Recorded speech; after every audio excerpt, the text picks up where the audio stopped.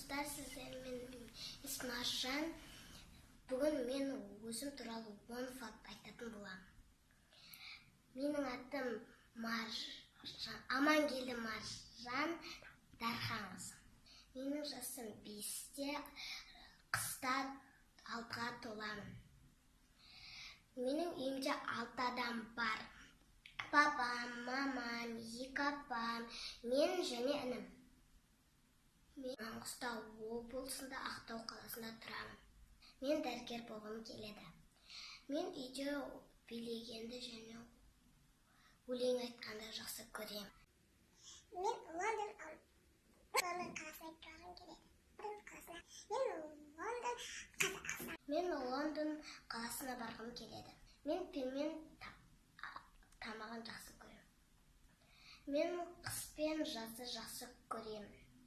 Мен барлық жемісті жақсы көремін. Осымен видео аяқтарды. Мен каналыма тіркеліңіздер, лайк басыңыздар.